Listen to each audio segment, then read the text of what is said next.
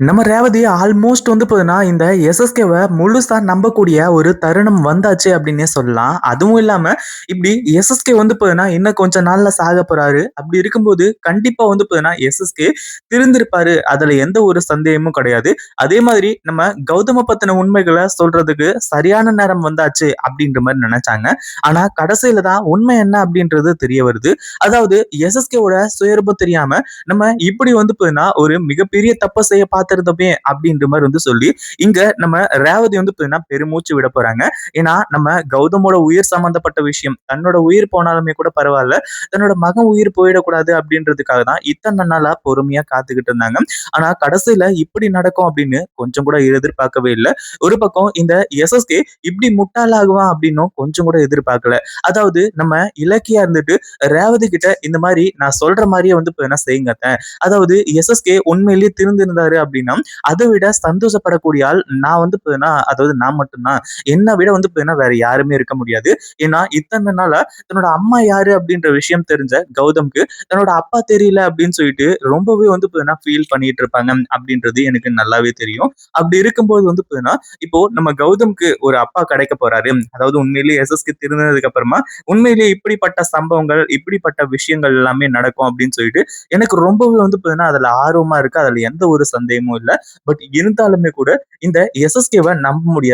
நம்ம யாரையுமே அப்படியே கண்மூடித்தனமா வந்து பார்த்தீங்கன்னா, நம்பிடக்கூடாது அப்படின்ற மாரி நெனச்சாங்க. அடுத்ததா வந்து பார்த்தீங்கன்னா, எஸ்எஸ்கே இருந்துகிட்டு அதாவது இந்த ரேவதிய வந்து பார்த்தீங்கன்னா, ஃபோன் பண்ணி இந்த மாரி எஸ்எஸ்கே கிட்ட வந்து சொல்றாங்க. இந்த மாரி நான் உங்ககிட்ட வந்து பார்த்தீங்கன்னா, ஒரு இடத்துல வந்து மீட் பண்ணணும்.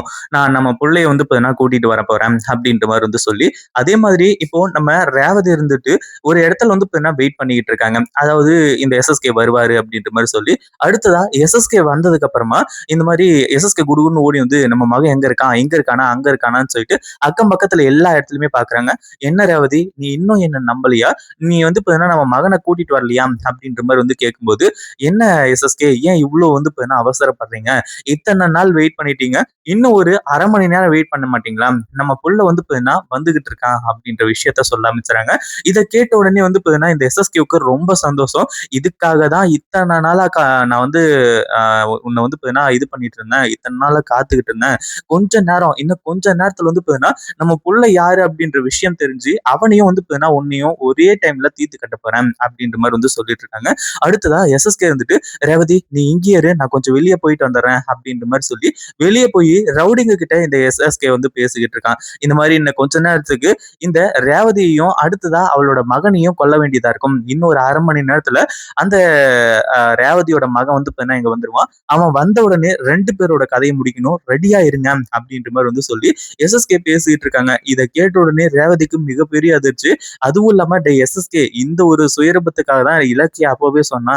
இனிமேலும் உன்ன சும்மா விட போறது கிடையாது அப்படின்னு சொல்லிட்டு பயங்கர கோவத்தோட இந்த எஸ்எஸ்கேவ போட்டு பொளந்து எடுக்க போறாங்க. இந்த வீடியோ பிடிச்சிருந்தா லைக் பண்ணுங்க, ஷேர் பண்ணுங்க. இப்பதான் நம்ம சேனலுக்கு ஃபர்ஸ்ட் டைம் வரீங்க அப்படின்னா கீழ இருக்க சப்ஸ்கிரைப் பட்டன பிரஸ் பண்ணிக்கோங்க.